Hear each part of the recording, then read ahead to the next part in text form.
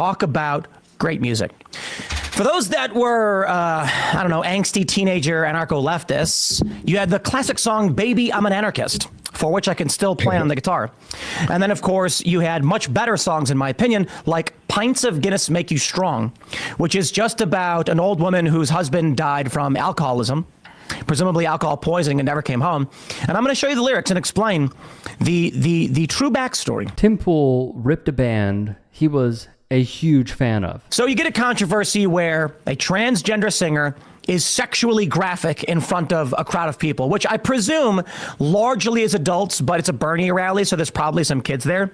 Totally inappropriate. And this is exactly the point many of us have in terms of, I guess, calling out the woke left and the problems. Trans punk star Laura Jane Grace sings at Bernie Sanders rally, infuriating right-wingers. I don't know. How about the other headline from the Daily Mail? Trans punk rocker slammed for ungodly lyrics during onstage performance at Bernie Sanders rally. Quote, pure evil. I don't know if they're going to show the lyrics in here. I can't tell them to you on YouTube. I'm not kidding.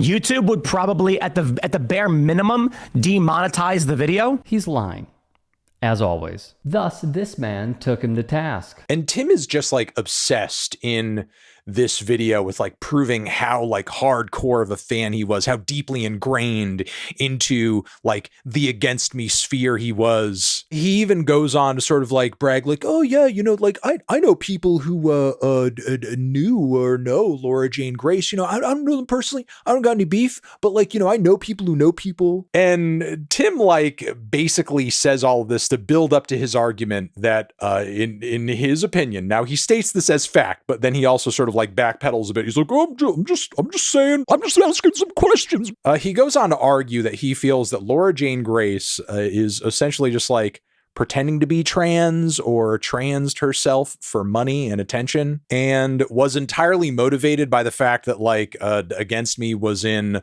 a ton of debt and just needed money. Who else than Anthony Fantano? Now, before playing another clip, let's paint this picture. Poole went on his show, his own show, dead named lead singer Laura Jane Grace, after admiring the work of the band Against Me. Disgustingly, much like Poole's worn-in beanies, he quipped, I believe Laura Jane Grace largely weaponized being trans for money.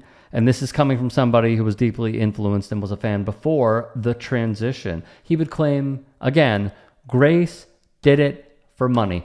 An insane theory that has no legs whatsoever. Because when you dig into the band's back catalog, like tracks as early as Disco Before the Breakdown do very much convey like a closeted queer experience point of view of some sort. So like that alone would instantly delegitimize any argument that Laura Jane Grace coming out of the closet was like entirely fabricated and so on and so forth. But what's hilarious about this is that Tim is apparently such a fan, he's actually aware of this song, references it in his rant, and sort of like poo-poos the idea of that by saying this song must just be about either being gay or being about dating someone who's really fat and ugly. Poole would also say, you know, my friends told me that they heard it at a show, and she admitted it at a show that she's doing it for money. Blah, blah, blah, blah, blah.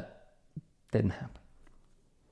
Thus Grace responded, I have no idea what the F he's talking about. He made up some moment about me being on stage in Chicago and confessing or something like that. I can produce a doctor's note saying this person is trans, which is essentially what you have to get to give to a doctor when you get FFS, like I've had, or the letter the psychologist had to write for me so that an endocrinologist would prescribe me HRT.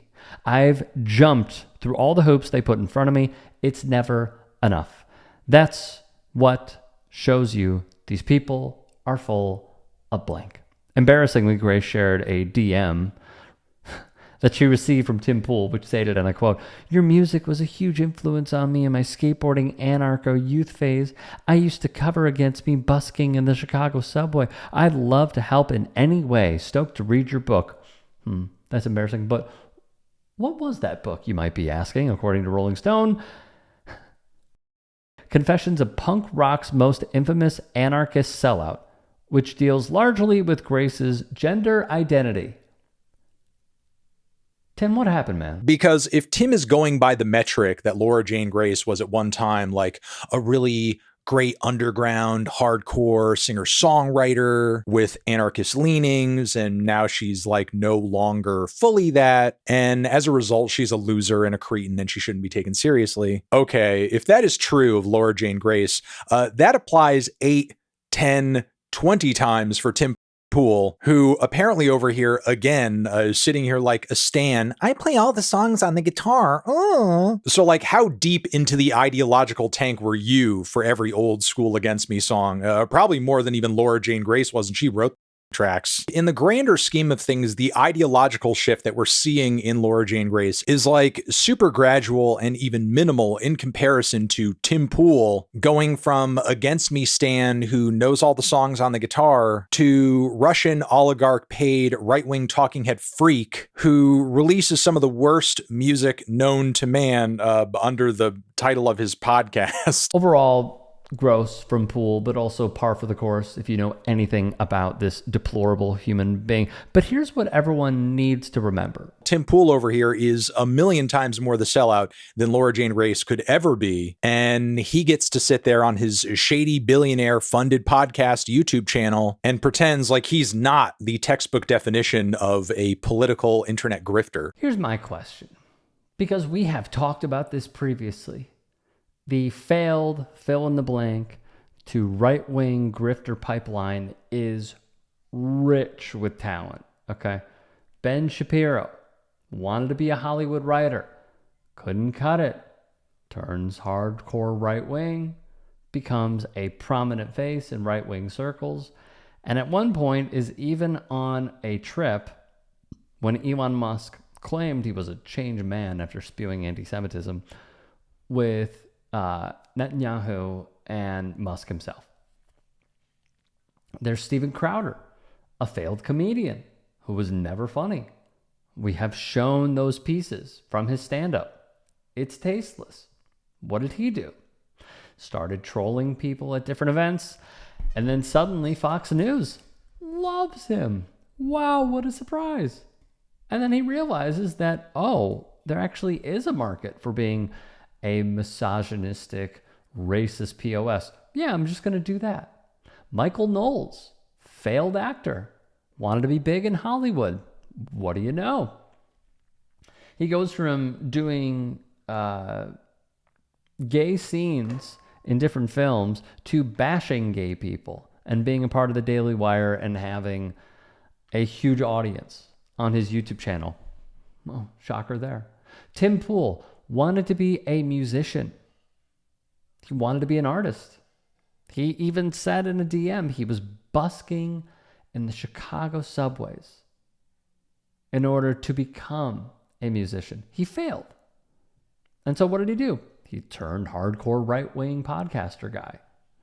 And as it was reminded to me by some at this company a few days ago, he tried putting out music on his Timcast YouTube page, and it was bad.